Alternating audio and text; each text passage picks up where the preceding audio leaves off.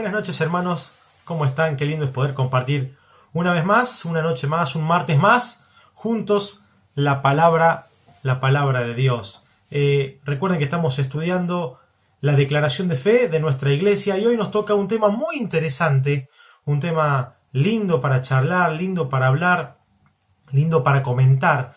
Y es un poco larga la frase, así que acá va, se las voy a leer el punto que nos toca hoy respecto a la declaración de fe de nuestra iglesia. Dice así, creemos que la iglesia local es el cuerpo de Cristo viviente, organizado, visible, de creyentes renacidos, bautizados escrituralmente, asociados por un mismo orden, fe y propósito de evangelización, adoración, comunión, servicio y edificación. ¿Sí? Todo esto es lo que dice la declaración de fe, el punto que nos toca charlar hoy en esta noche. Pero yo quisiera tocar solamente tres aspectos, tres puntitos de toda esta frase larga que hemos dicho recién de la declaración de fe.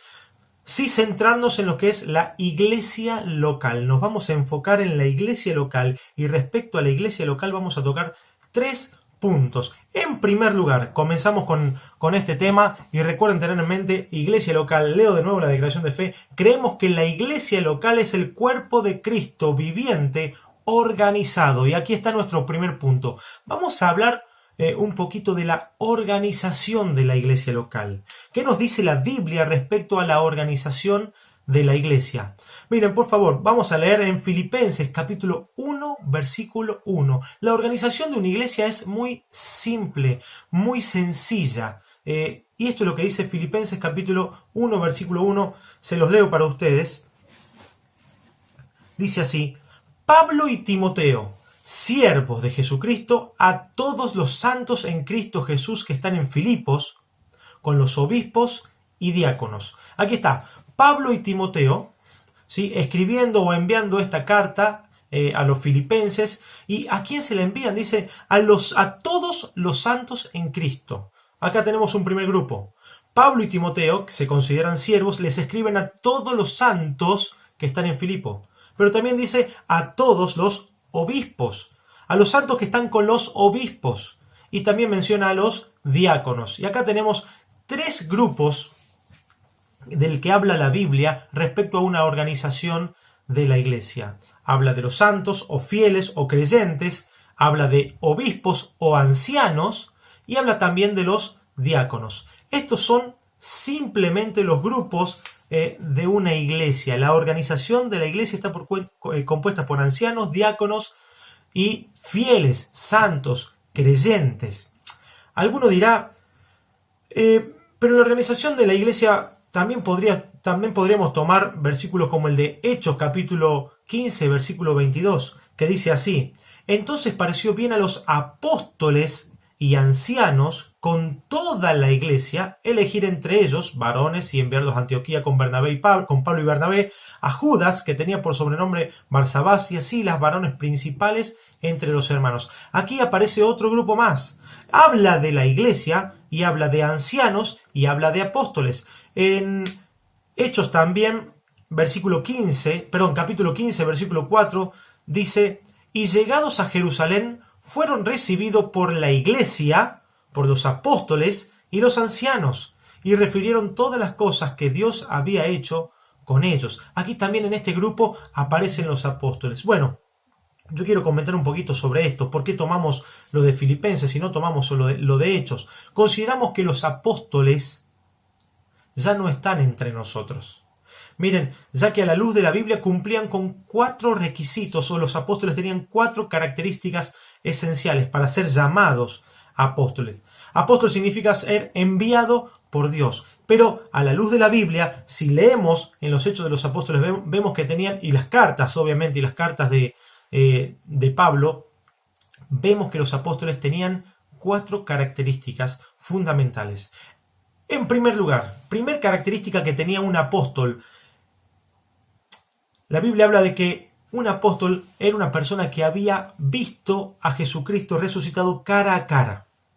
Un apóstol, en primer lugar, debía ver a Cristo cara a cara, al Cristo resucitado cara a cara. Por eso Pablo, cuando habla del apostolado y defiende su apostolado, porque se lo cuestionaban porque no era parte de los 12, ¿sí? Pablo escribe y comenta y siempre defendiendo y dice, hey, yo vi a Cristo cara a cara. Esto es lo que dice 1 Corintios 15, 7 y 8. Escuchen bien lo que dice. Después apareció a Jacobo, después a todos los apóstoles, y al último de todos, como a un abortivo, me apareció a mí. Esto dice Pablo. Pablo dice, Cristo se me apareció y le vi cara a cara. También podemos leer en otro libro de la Biblia que Pablo llegó hasta el tercer cielo. Él no sabe si en visión o en cuerpo, pero que estuvo cara a cara con el Señor recibiendo de él la palabra. Entonces, primer característica de un apóstol, para ser llamado apóstol, para ser apóstol, era que tenía que ver a Cristo resucitado cara a cara. En segundo lugar, otra característica que tenían los apóstoles era que habían recibido directamente del mismo Jesucristo la doctrina, la enseñanza tocante a la iglesia, el mensaje que el Señor tenía para todos nosotros. Los apóstoles lo recibieron directamente. No es que recibieron una Biblia como nosotros y la hojeamos y aprendemos y estudiamos. No, ellos habían recibido la palabra, el mensaje de Dios, la doctrina, la enseñanza directamente de Jesucristo. Y aquí también Pablo aclara diciendo, yo sí soy un apóstol porque recibí de Cristo mismo las enseñanzas. Esto está en Gálatas 1:12. Y Pablo dice esto, por eso era considerado apóstol. Entonces dijimos, en primer lugar, ver a Cristo cara a cara. En segundo lugar, recibir de él directamente la revelación, las enseñanzas que tiene para todo su pueblo. En tercer lugar, una de las características de los apóstoles, u otra característica de apóstol, era que hacían señales y milagros. Con frecuencia, los apóstoles tenían la potestad de hacer milagros. ¿Para qué? Dios le había dado este poder a ellos para ser reconocidos como enviados por Dios. Tenían este poder dado por Dios para ser reconocidos entre el pueblo, entre la gente, entre los no creyentes, que eran verdaderamente enviados por Dios. Entonces también hacían milagros los apóstoles. Y en cuarto lugar, cuarta característica que tenían los apóstoles era el de extender el evangelio, extender esta buena noticia, fundando iglesias. ¿Sí? Entonces, en primer lugar, ver a Cristo cara a cara, al Cristo resucitado. En segundo lugar, recibir de él mismo la revelación de las Escrituras. En tercer lugar, hacer milagros y señales para que puedan ser reconocidos como enviados por Dios. En cuarto lugar, fundaban iglesias. Esto es lo más cercano que tenemos hoy, que un creyente puede llegar a ser. Lo más cercano a un apóstol es poder fundar iglesias, predicar el evangelio, extender el evangelio y las buenas noticias del Señor. Pero lejos está alguien hoy de decir que y considerarse como un apóstol. ¿Se entiende?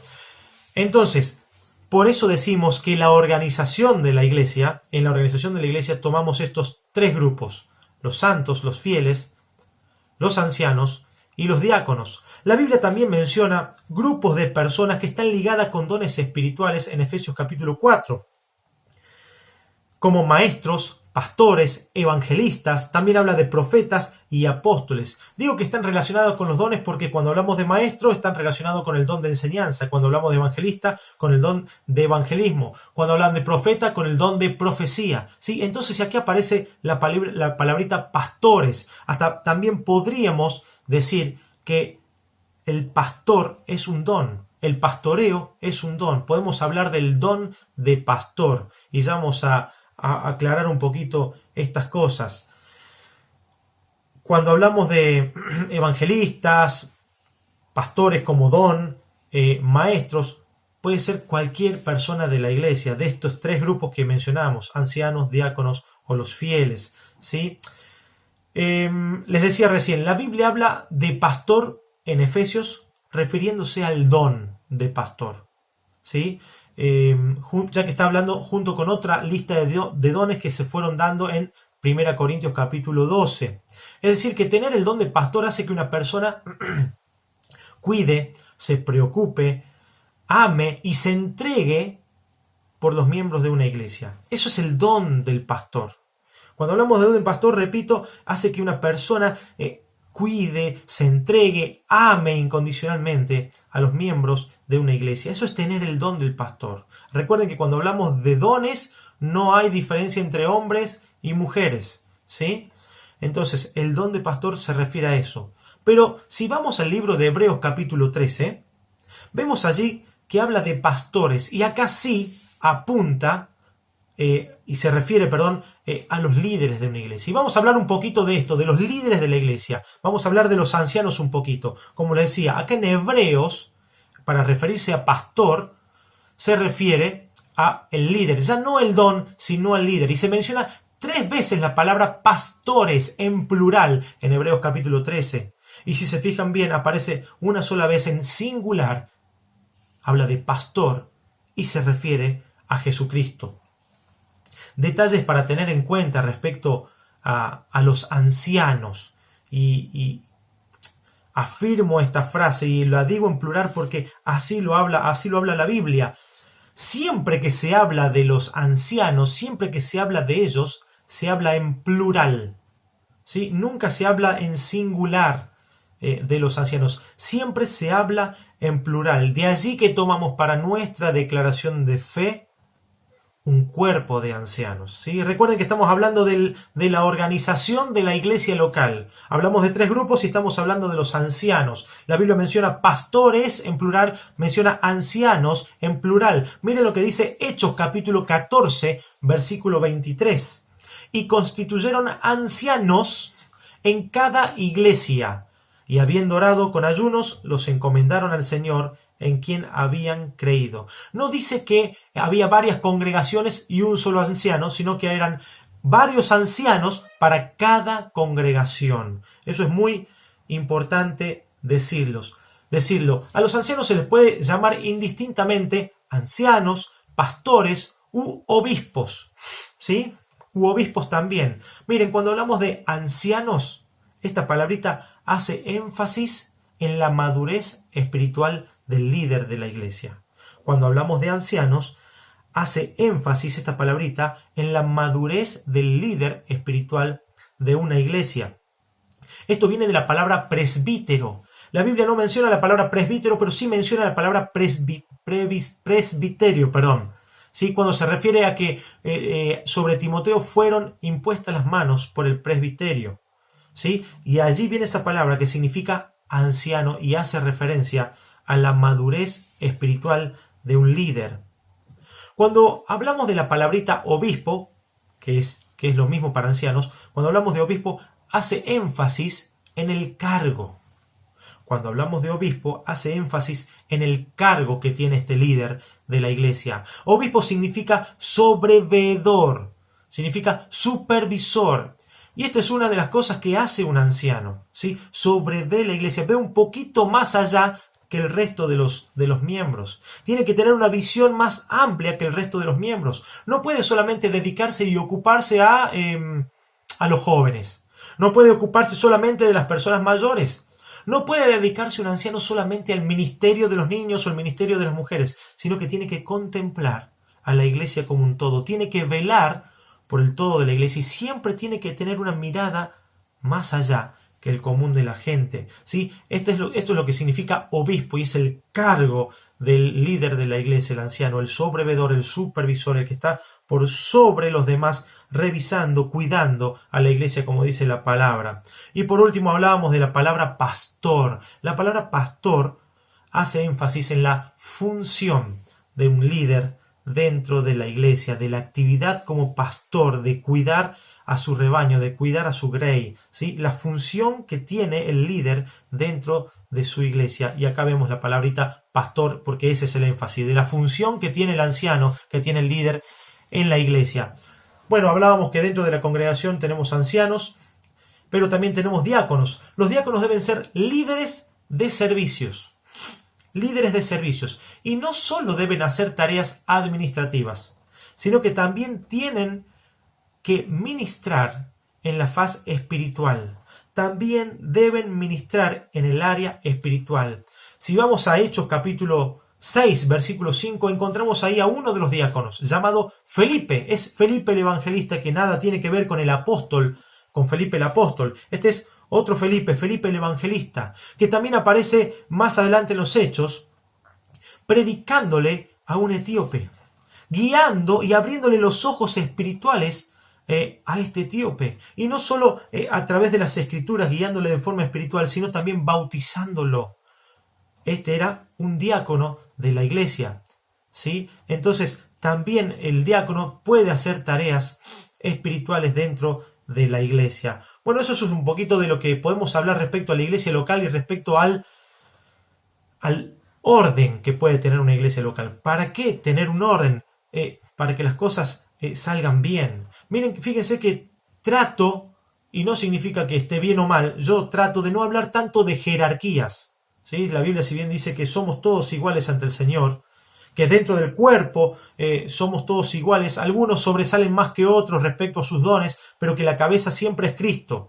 Trato, como les digo, de evitar la palabra jerarquía, pero sí hay un orden establecido y claro en la palabra de Dios. Ancianos, diáconos, el resto de los fieles. También hasta podríamos incorporar la palabra colaborador cuando Pablo escribe y pide y habla de algunas personas como colaborador mío. Si bien Pablo no era anciano, era un apóstol, ahí está la palabrita también dando vueltas de colaborador. Pero es muy simple la organización de la iglesia local con esto que nos dice Filipenses capítulo 1, versículo 1. Vamos a nuestro segundo gran punto. Dijimos que vamos a hablar de tres cosas respecto a esta declaración de fe. Dijimos que dentro de la iglesia local vemos un orden, pero también dentro de esta declaración de fe vemos que en la iglesia local creemos en el bautismo escritural. ¿Sí? El bautismo escritural. Para arrancar respecto al bautismo tenemos que decir que la palabra bautismo significa sumergir, introducir, ¿sí? Eso es lo que significa la palabra bautismo, sumergirse, ¿sí? Sobre todo bajo agua, sumergirse bajo agua, eso significa la palabra bautismo, pero en la Biblia habla de bautismo y no siempre se refiere a esto. Vamos a ver, antes de ahondar en nuestro tema respecto a la iglesia local y al bautismo de que queremos hablar, qué significa la palabra bautismo en distintos contextos, en distintos pasajes de la Biblia. Miren, dice Juan capítulo 10, versículo 38 y 39. Entonces Jesús le dijo, no sabéis lo que pedís. ¿Podéis beber del vaso que yo bebo o ser bautizados con el bautismo con que yo soy bautizado? Jesús dice, ustedes pueden ser bautizados con este bautismo que yo voy a ser bautizado. En primer lugar, Jesús está usando acá la palabrita bautismo refiriéndose a ser introducidos a una vida de entrega a Dios. ¿Sí? Se refiere al bautismo como ser introducidos en una vida de entrega total a Dios. Dice, ¿ustedes pueden ser bautizados con este bautismo que yo voy a ser bautizado? Miren, yo voy a ser sacrificado. Yo me voy a entregar por completo. Yo voy a morir. Yo voy a morir como un mártir. Yo voy a ser entregado, derramado en libación. Voy a ser introducido en una entrega total para el Señor. Y a eso se refiere la palabra bautismo. Sigue diciendo el versículo 39. Ellos dijeron, podemos. Jesús les dijo, a la verdad, del vaso que yo bebo beberéis, y con el bautismo con que yo soy bautizado, seréis bautizados. Los discípulos, los apóstoles, también iban a ser sumergidos en esta vida de entrega total para el Señor. Pero aquí la palabra bautismo entonces significa esto, ser sumergidos, introducidos en una vida de entrega a Dios. Vamos al versículo que está en Hechos capítulo 1 y vamos a ver otro aspecto de la palabra bautismo. Dice Hechos 1:5, porque Juan ciertamente bautizó con agua, mas vosotros seréis bautizados con el Espíritu Santo dentro de no muchos días. Esto dice Hechos 1:5. Y dice 1 Corintios 12:13, porque por un solo Espíritu fuimos todos bautizados en un cuerpo, sean judíos o griegos, sean esclavos o libres, y a todos se nos dio a beber de un mismo Espíritu. Aquí la palabrita bautismo se refiere a ser introducidos a la familia de Dios. Introducidos a la familia de Dios, como hijos de Dios, en el momento de nuestra salvación. A esto se refiere aquí la palabrita bautismo, a ser introducidos, sumergidos dentro de la familia de Dios, la familia espiritual del Señor. ¿Sí? Pero vamos al último versículo, o los últimos versículos, y es lo que nos compete. Y aquí vamos a hablar de ser sumergidos en agua, introducidos bajo el agua. Dice Hechos capítulo 18, versículo 8. Y Crispo, el principal de la sinagoga, creyó en el Señor con toda su casa, y muchos de los corintios, oyendo, creían y eran bautizados. Aquí sí se está refiriendo al bautismo literal en agua. Y nosotros nos referimos al ser sumergidos en agua, dando testimonio e identificándonos con un grupo de creyentes, identificándonos con una iglesia local. Y esta es la parte interesante, y ahí volvemos a tomar de nuestra declaración de fe. Creemos en el bautismo escritural. En primer lugar, el bautismo literal de ser sumergidos bajo agua, sabiendo que es un paso de obediencia consciente, haciéndolo de forma consciente. Por eso lo hacemos en la adultez o en la adolescencia o en la juventud, siendo consciente de lo que estamos haciendo, siguiendo un paso de obediencia que el Señor nos mandó. Pero yo quiero hacer hincapié respecto a la iglesia local. Cuando hablamos de bautismo, tiene mucho que ver con esto de la pertenencia a una iglesia local. Y miren qué bien que lo aclara Hechos capítulo 2, versículos 41 y 42. Dice así: así que los que recibieron su palabra fueron bautizados. Miren, esto ocurrió después de el sermón que da Pedro y que se convierte en muchas personas, uno de los primeros sermones que da Pedro, mensaje, predicación que da Pedro, y sucede esto. Así que los que recibieron su palabra, los que creyeron, fueron bautizados y se añadieron aquel día como 3.000 personas. ¿Se añadieron a dónde? Se añadieron a la iglesia, se añadieron al grupo de creyentes, se añadieron al grupo de hijos de Dios, se añadieron a la iglesia local que había allí en Jerusalén. Dice el versículo 42, y esto aclara más que se refiere a una iglesia o a la iglesia local, y perseveraban en la doctrina de los apóstoles, en la comunión unos con otros, en el partimiento del pan y en las oraciones. Y perseveraban en la doctrina de los apóstoles, es decir, aprendían, eran enseñados y aprendían, ¿sí? En un lugar determinado, junto con la iglesia. En la comunión uno con otros, tenían comunión los unos con los otros, interactuaban, estaban allí, firmes en la comunión. Dice, en el partimiento del pan, participaban de la cena del Señor. Y luego dice, en las oraciones, también oraban juntos. Esto no es otra cosa que una iglesia, que un grupo de creyentes, que una iglesia local. ¿Cuándo se incorporaron? ¿Cuándo se añadieron? Cuando fueron bautizados. Sí, por eso es muy importante el tema del bautismo y la relación con la iglesia. ¿Por qué primero bautizarme y luego servir? ¿Por qué primero bautizarme y luego participar de la cena del Señor? Miren, la Biblia no es un manual de guía paso a paso. Mirá, paso 1 hay que hacer esto, paso 2 hay que hacer esto, sino que a la luz de la Biblia y leyendo a los escritores y ubicándolo en el contexto y leyendo todo, podemos ver algunas cosas.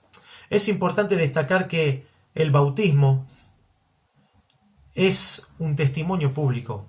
Si bien sabemos que cuando hablamos de bautismo decimos que primero es un paso de obediencia, también morimos a la carne, resucitamos para Cristo, como les decía, es un acto de testimonio público y tiene que ver también con la pertenencia a una iglesia local, todas estas cosas que estamos hablando. Bueno, es importante que si declaramos con nuestra boca que Jesús es el Señor, si públicamente declaramos que somos hijos de Dios mediante el bautismo, ahí también podemos decir que podemos disfrutar de la intimidad y el privilegio de participar de esa reunión tan preciosa, de esa reunión tan cara que también instituyó el Señor. Si hacemos este paso de obediencia en público, dando testimonio, podremos también disfrutar de esta reunión de obediencia que instauró nuestro Señor Jesucristo en la cena del Señor. Anunciar públicamente, testimoniar, testificar públicamente, para luego disfrutar de la intimidad con el Señor y con los santos. ¿Por qué primero bautizarme y por qué después servir? Justamente, primero declaro que soy un hijo de Dios, que pertenezco a este grupo de hermanos, que pertenezco a esta iglesia local, y luego el servicio debe ser desde la iglesia local. ¿Se entiende? No es por simple capricho, hay una lógica, hay un sentido común detrás de esto. Hay un discernimiento espiritual para decir, bueno, primero me bautizo, primero obedezco al Señor con este mandamiento, pertenezco a una iglesia local y luego el servicio. Y el servicio se hace siempre desde una iglesia local. ¿Sí? En nombre de la iglesia. Dice la Biblia que los dones fueron dados para edificación de la iglesia. Vos me dirás, ¿pero qué? ¿Acaso no puedo predicar el evangelio en un taxi, en una plaza, por mi propia cuenta? Claro que puedes hacerlo. Claro que puedes dar testimonio, puedes predicar, puedes ayudar, puedes tener misericordia, puedes servir. Pero la Biblia nos dice que tenemos que servir en nombre de la iglesia, porque dice que los dones son para edificación de la iglesia. Cuando vos estás sirviendo, tenés que hacerlo en nombre de la iglesia, ¿sí? Por eso es importante primero el bautismo, luego el servicio, primero el bautismo, luego de la cena del Señor. Hablamos del orden dentro de una iglesia local, hablamos un poquito del bautismo escritural, que se refiere a la declaración de fe, y por último, y para terminar, vamos a hablar del objetivo que tiene la iglesia local. Habíamos leído algunas frases. Vamos a hablar de 5 objetivos muy cortitos, 5 objetivos que tiene la iglesia local. Y vamos a hablar de adoración, servicio, comunión, evangelismo y crecimiento o madurez. ¿Sí? Lo lindo de esto es que estos 5 objetivos están resumidos en 2 versículos. En 2 versículos. Vamos a leer, por favor, el libro de Marcos. Busquen su Biblia o acá vamos a verlo abajo, escrito en el libro de Marcos capítulo 12 versículo 30. Recuerden, 5 objetivos: adoración, servicio, comunión, evangelismo y crecimiento. Dice Marcos capítulo 12 versículo 30: y amarás al Señor tu Dios con todo tu corazón y con toda tu alma y con toda tu mente y con todas tus fuerzas. Este es el principal mandamiento. Miren, 2 de estos objetivos están en el gran mandamiento.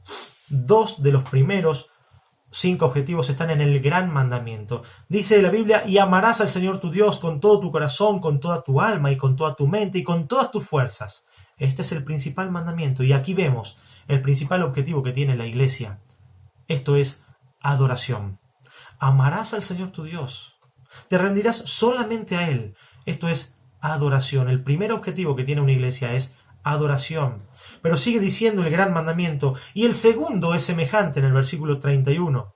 Amarás a tu prójimo como a ti mismo. No hay otro mandamiento mayor que estos. En este segundo lugar, cuando dice amarás a tu prójimo, vemos el segundo objetivo de la iglesia, el servicio. Porque cuando hablamos del servicio y siempre mencionamos del servir a Dios, servir a Dios, servir a Dios, directamente estamos sirviendo a otros hermanos o a mi prójimo.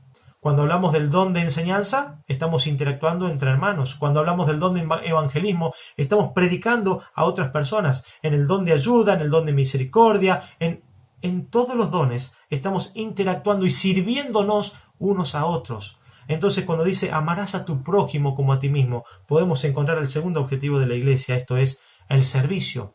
Pero vamos a Mateo capítulo 28. Hablamos del gran mandamiento, ahora vamos a hablar de la gran comisión.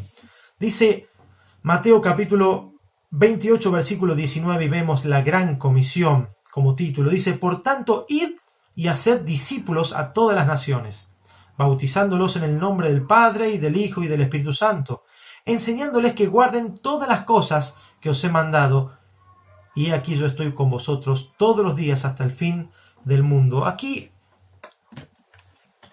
en la gran comisión vemos los otros 3 objetivos. Dice: por tanto, id y haced discípulos a todas las naciones.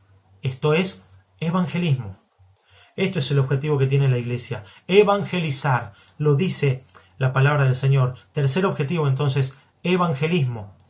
Dice después: bautizándolos en el nombre del Padre y del Hijo y del Espíritu Santo. Esto es comunión. Lo que hablábamos recién, cuando uno se bautiza, forma parte de la familia local de la iglesia. Esto es comunión, bautizándolos, haciéndolos discípulos, que tengan pertenencia a la iglesia local. Entonces hablamos de evangelismo, hablamos de comunión y por último dice enseñándoles que guarden todas las cosas que os he mandado. Y aquí vemos la enseñanza y el aprendizaje. Aquí vemos el crecimiento o madurez espiritual que debe tener un creyente. Y este es el quinto objetivo, ¿sí?